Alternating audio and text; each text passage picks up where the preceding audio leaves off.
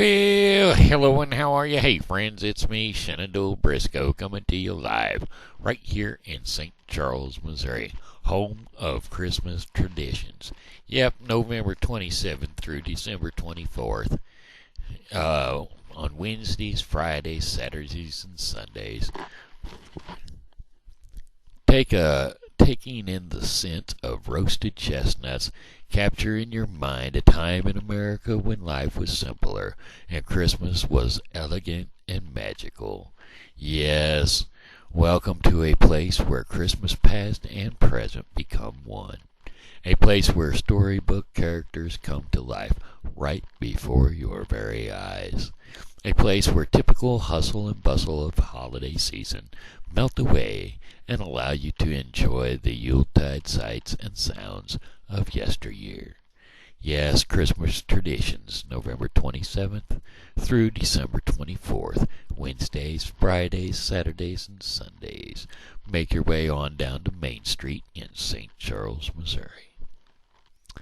Alrighty then, that being said, this is going to be blog number 287.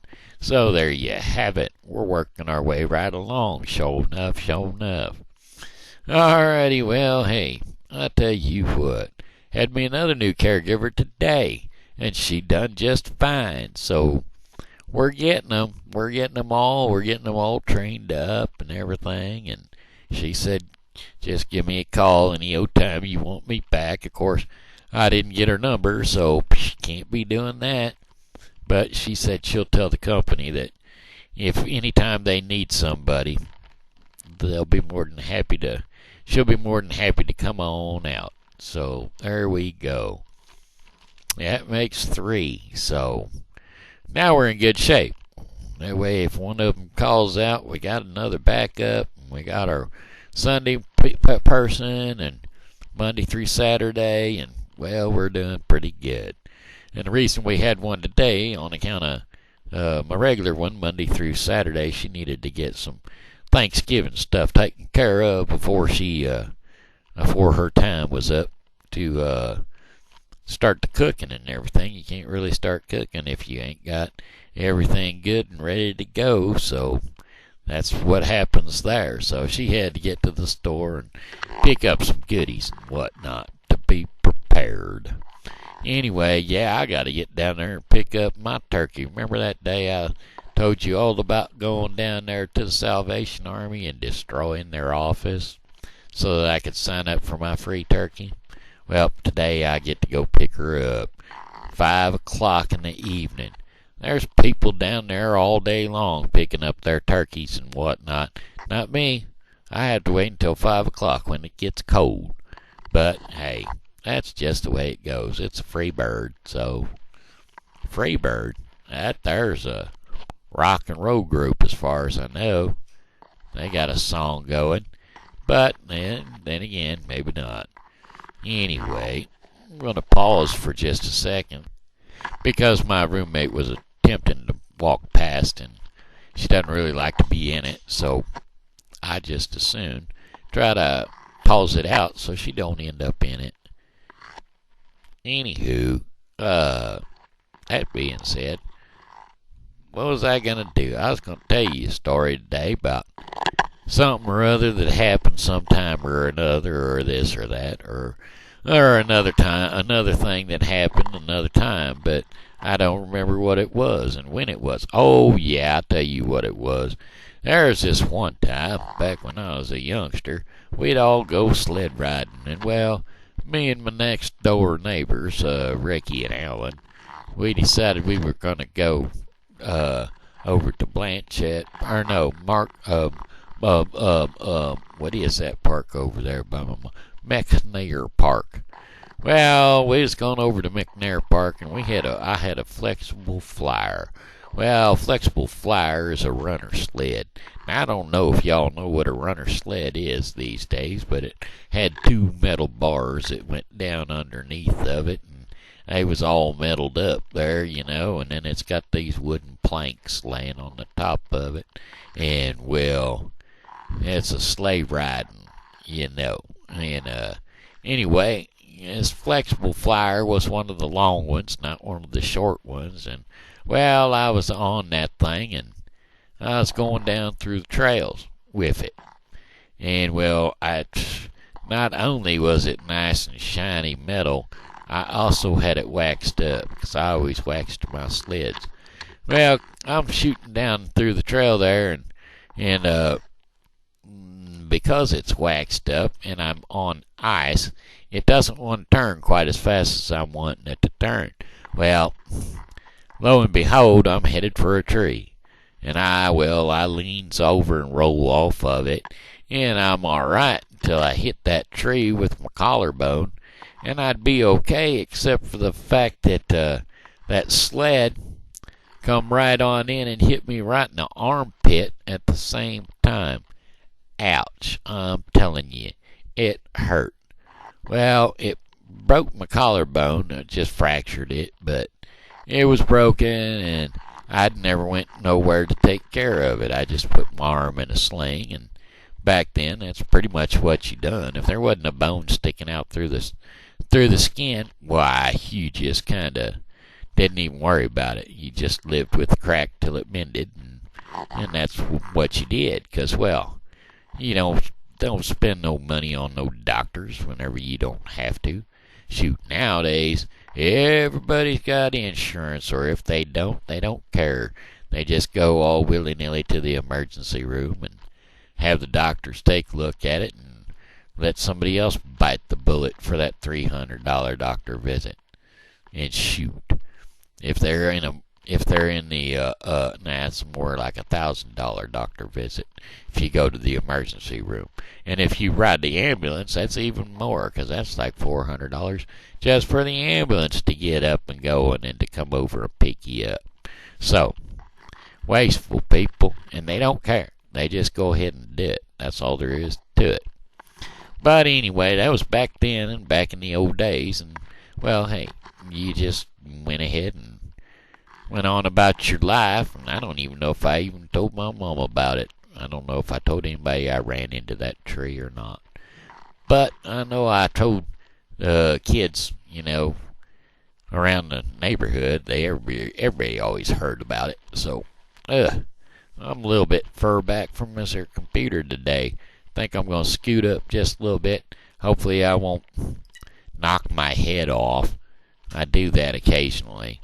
I have a tendency to pull up too close and my whole head goes flying off, and the top of my head flies off the top of the screen there, because, well, I don't know why. It just doesn't look anywhere close to it to me from here on my camera, but all of a sudden I'm full-faced right into the camera, and, well, all of a sudden it's a big old fat head. My head's fat enough. If you ask friends around here, they say, well, he's pretty much full of himself, and they say I'm kind of fat-headed. Well, me being me, I'd have to agree. Lots of people say I got too much knowledge and not enough space. That's probably the most of it right there. I got way too much knowledge and not enough space. That's why I'm fat-headed. Actually, I look a lot bigger right now because I got this beard going. I still ain't done nothing with the beard. I got the haircut. The haircut's starting to look okay now that it's growing in better, so it's doing all right. It's still difficult to work with, but it's getting better. And the beard is weird because it's growing in all full beard. I mean, a lot of times I got patchy spots here and there, just below my chin, right in here. One side's usually longer than the other side or whatever. But in this case, it's all pretty much the same length. So, what did I just do to it? I parted it. Gave myself a part right in the middle of my beard. Anyway, that's just the way it goes. Sometimes you get you a part, sometimes you don't get a part. Anyway, that being said, Have that being said 3 or 4 times today. You're welcome, Denise. I know you like it.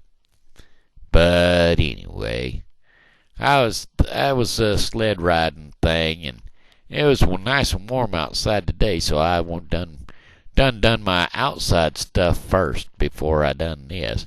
But I still got to go ahead and get loaded up here in a little bit and go down and get my turkey. Ooh boy, I'm gonna be able to be all set up for a nice turkey dinner on Thanksgiving. Yes, sir. That's the way it goes. Now, my ex-wife, she felt like a turkey dinner was one of those things that you needed to have, every 3 months or so. Which was a good thing, because, well, I liked turkey leftovers. And, well, we'd just feast upon that turkey, and then we'd have leftovers for about 3 weeks, and then a month or so later, we'd have another turkey. Now, I was a big fan of corned beef and cabbage. There's your Irish meal, and I like that, so I'd like to have that 3 or 4 times a year, 5 or 6 times a year if we could get away with it.